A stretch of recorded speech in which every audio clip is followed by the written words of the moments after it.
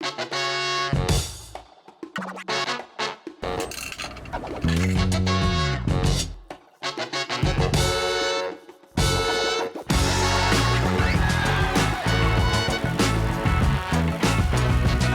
to our new series, Gone But Not Forgotten, where we rewind back 10, 20, 30, 40 years and take a fond look at the cars that shaped the Indian automotive landscape. Cars like the Ambassador, the Padmini, the Maruti 800, cars that we grew up with, cars that we learned to drive in, cars that our parents bundled us inside and took us on long road trips all across the country.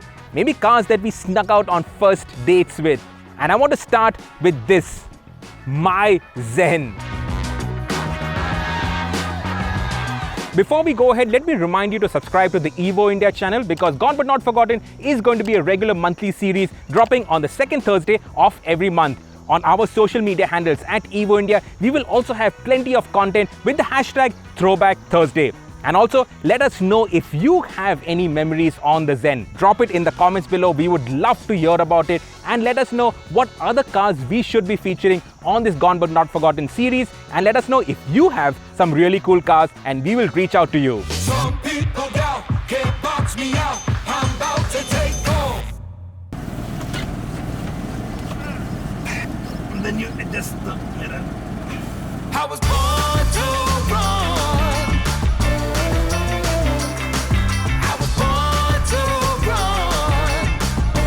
Right then, the Maruti Suzuki Zen.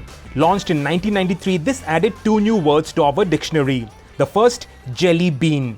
That's how everybody described its smooth, curvy, visually aerodynamic styling. You got to remember that back then the Maruti 800 was the most modernish car and that was a square box. These rounded edges were all the rage, even globally, and this was the first modern looking car, hence jelly bean. Though nobody really knew of or had even seen a jelly bean. The second word was yuppie, used like what we use millennials right now. Maybe not in a derogatory manner, but definitely in a condescending tone. The neighborhood socialist uncle, he couldn't believe that you actually splurged on a Zen when a Maruti 800 could do actually everything that the Zen would do. And how dare you roll up the windows and switch on the air conditioning? Bloody yuppie.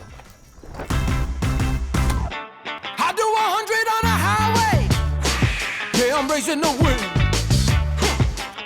My granddad bought this very car in 1997. Well, actually, we had booked a Maruti 800 and then 3 weeks later, we all trooped back to the Sai service in Pune and upgraded our booking to the Zen. And we had to wait, obviously, another 4 weeks for it.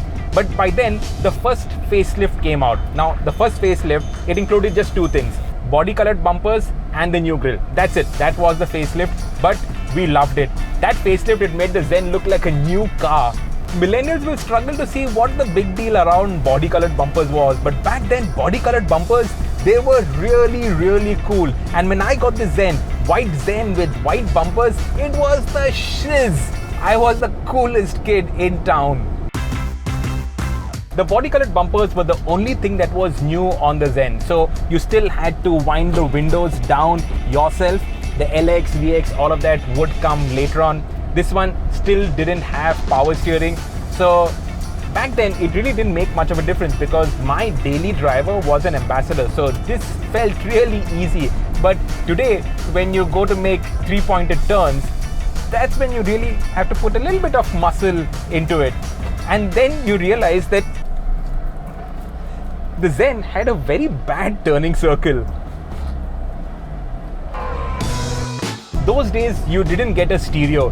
This, I think, is the 4th or the 5th stereo that we upgraded to. No tachometer, you just got a speedometer and you were happy with that. Mobile phones were yet to come, and when they came, there were those mobile bricks, those Nokia bricks, you remember those?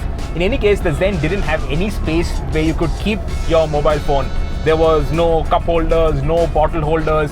You had this slot here where you could keep coins or nuts and bolts, which you always use because you were always working on the car yourself. And that's about it. In terms of luxuries, you got a day-night rear view mirror, but that's it. You had a factory fitted air conditioner and we were thrilled with that. You didn't need anything more. It's only now that we've become little fatted and overgrown.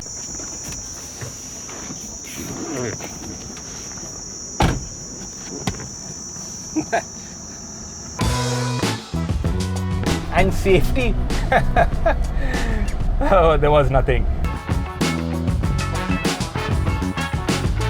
Before I talk about the driving position, I must talk about the engine. Now, it was only years later that I learned what Zen actually stood for. Z-E-N, that was zero engine noise. And actually this engine is brilliantly refined. It's only the blower that actually makes a lot of noise. So I'll just switch off the blower. And this is cruising at third gear, 40 kilometers per hour. You can't hear the engine. And when you downshift, it sounds so sweet.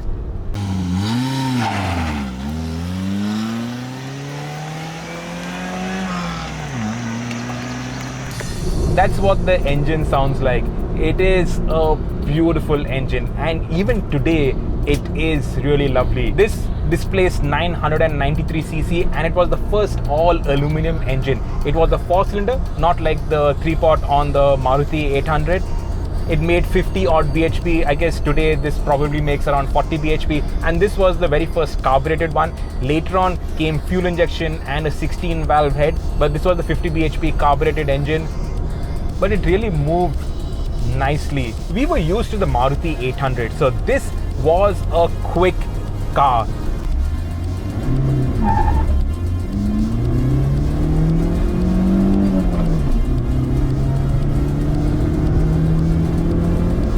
Second gear, you'd get to 80 odd. Third gear, just about 100. If you remember car magazines back in the day, every road test, especially of a Maruti Zen or an Esteem, would have this cliched phrase, a hot knife slicing through butter. And that's what the gear shift of the Zen and later on the Esteem felt like. Delightful. Okay, in today's era, these throws are a little too long, but it's so slick. And this was a 5-speed gearbox. We were used to the 800 and its 4 speeds. Back then it was the Gypsy, the Maruti 1000, the Esteem had yet to come. So a 5-speed gearbox was a really big deal. This car had a lot of things going for it. A lot of things that made it the coolest car that you could buy. I learned to heel and toe in this. You blip the throttle, the revs go up, you rev match. Oh, what a joy. This car, it really indulged the enthusiast in you.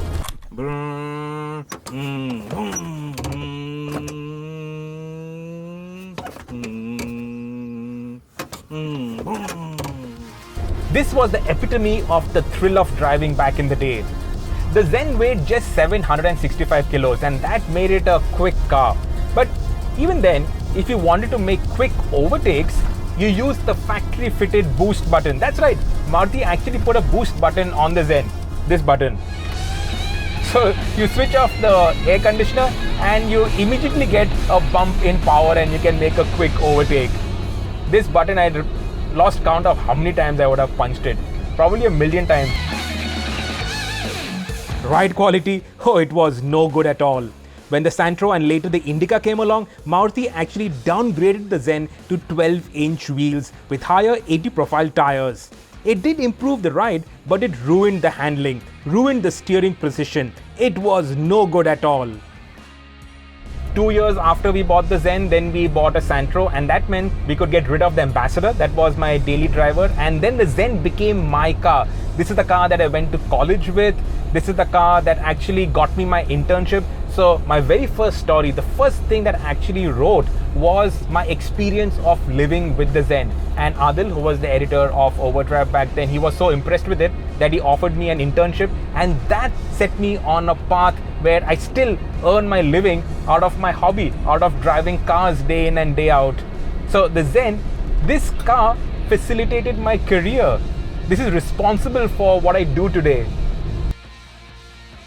Now I think you've heard enough about my Zen, so let's look back at the history of the Zen, right from when it started to that god-awful Zen Classic to the abomination that was the Zen Estilo, which then ended the Zen line for good in India. The Zen started off life in 1993 and was built as a world car. It was the first car to be exported out of India and it was made exclusively in India. And until the Uno came along, it had no competition. My Zen is the first facelift in 1997, and then in 98, when serious competition to the Zen appeared in the form of the Santro and Martis, the VX appeared with power windows, a Kenwood music system, side impact beams, and a cheaper price tag. To counter the massive threat from the Indica diesel, Maruti plonked the Peugeot TUD5 diesel from the 309 sedan to create the Zen D. It was 65 kilos heavier, all of it on the nose, and that murdered the dynamics. It was noisy as hell, but it was more powerful and considerably more torquey than the carbureted petrol, which made it faster even though the gear ratios were all over the place. It was the most fuel efficient car in the country, 25 kmpl on the highway. Only problem was the ridiculous pricing, 50 grand more than the Indica back in the day. In 1999, Maruti Suzuki launched a full-on assault on our design sensibilities with the Zen Classic.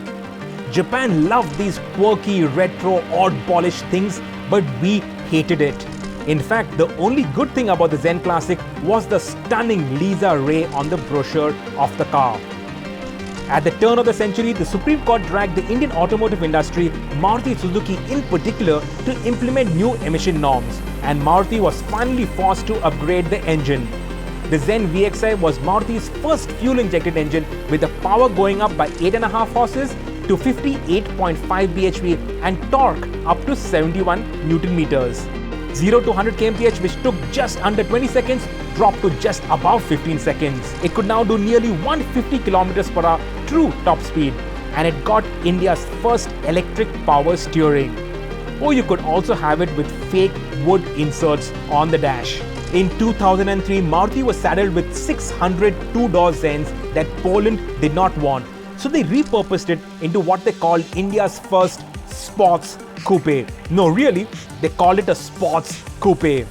There were no engine or suspension upgrades to the carbon and steel, but they were a novelty. The only two-door cars on the market. And today, these are much in demand, and many are retro-modded, like this one by Race Concepts. In 2004, the Zen received its first indigenous facelift, the so-called Tiger Nose. I didn't like it then, and I hate it even more today. But that was nothing compared to how Maruti killed off the Zen badge by slapping it onto the Wagon R facelift and calling it the Zen Estilo. God, how I hated it. Thankfully, so did buyers. The plug was pulled on the Zen name.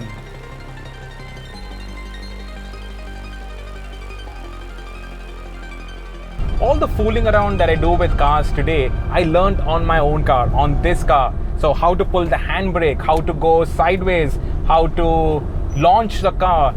All of this I learned in this car. How to belt round corners, everything, lines, everything I learned on this car. Now, after 24 years of all that hard abuse, it's amazing that this car still holds up. Okay, there are plenty of rattles and there are a lot of wires that are hanging around, but it's remarkable the quality that Suzuki put into this car, the engineering. It was superb that this car still is drivable. It still can put a smile on your face. Old cars need a little love, and recently she got a full turtle wax treatment, which I can really recommend. The way it transforms the 24-year-old paint job is remarkable, and the interiors too are nicely cleaned up. The wheels you see here are aftermarket alloys, and I used to run 165 section rubber, but now find 155s are more than enough for the Zen's capabilities. Oh, and I must point out that the badges have fallen off, but debadged cars, they do look really cool, don't they? The Zen doesn't really cost much to maintain, and parts are really cheap. Of course, every 3-4 years you get hit with a big bill. Earlier this year, we spent 4,000 bucks on a battery and some 30 odd grand on suspension, lower arms, the A-count compressor, but that's about it. This car, the quality is really good. Of course, we don't really use it all that much, and 24 years later, this does feel its age. There are signs of war all over the car, but this car is part of the family. There are so many stories around it, and that's why we are still hanging on to it. And I'm sure a lot of you guys also have stories around the Zen. Drop it in the comments below. We'd love to listen to them, love to read them, and we'll reply to all of them personally. And of course, if you think we should do more of these gone but not forgotten videos, let us know which cars we should review. And if you have cars, now we are based around Pune and there's not much travel these days. So if you have some cool cars around our neck of the woods, let us know and we will reach out to you and we'd love to come and review them. There's so many memories, so many stories around these decade-old cars. Thank you guys for watching and stay safe. Take care of yourself and your family and watch out for more cool videos on the Evo India channel.